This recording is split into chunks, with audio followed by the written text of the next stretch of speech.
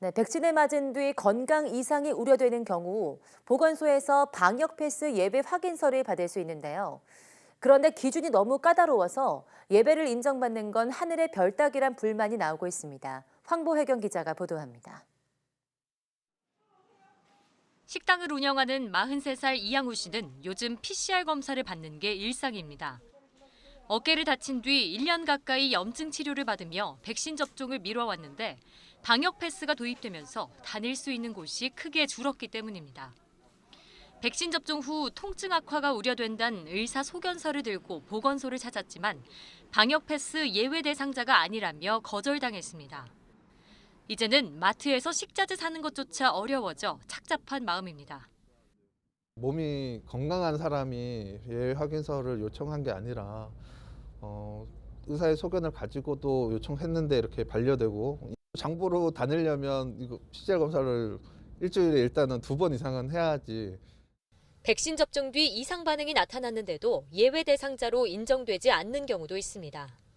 24살 서기성 씨는 지난해 7월 화이자 1차 접종 뒤 앞이 보이지 않을 정도로 얼굴이 심하게 붓고 온몸에 두드러기가 났습니다.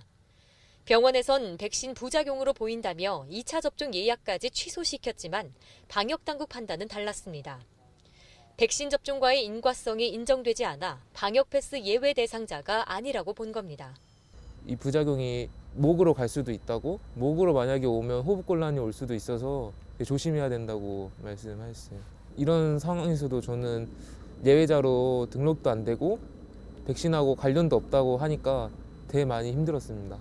질병관리청은 방역 패스 예외 확인서 발급 대상을 아나필락시스 같은 접종 후 중대한 이상 반응자, 항암제나 면역 억제제 투여자, 백신 구성 물질에 대한 알레르기 이력 등으로 제한하고 있습니다. 의사 소견서는 인정하지 않는다고도 명시해 두었습니다. 하지만 개개인의 몸 상태에 따라 접종이 미칠 영향을 예단할 수 없는 상황에서 지나치게 까다로운 기준이란 지적이 나옵니다. 다양한 여러 가지 백신 관련된 부작용이 있을 수가 있는데 아주 확정적으로 확인된 4가지 경우 이외에는 인정을 안 해주니까 이분들이 백신 맞기 싫은 것도 아니고. 반면 예외 대상자 범위를 넓힐 경우 감염 위험이 더욱 커질 수 있다는 목소리도 적지 않습니다. 물론 백신을 못 맞으신 분들의 입장을 이해는 합니다만 그만큼 감염 위험도는 높아진다 이렇게 보고 있고, 향후에 오미크론이 더 확산을 하게 되면 더 위험성은 높아진다 이렇게는 보고 있습니다. 질병관리청은 현행 기준이 안전한 다중이용시설 이용을 위한 조치라면서도 백신 접종 연기 사유를 늘릴지 검토하고 있다고 밝혔습니다. YTN 황보혜경입니다.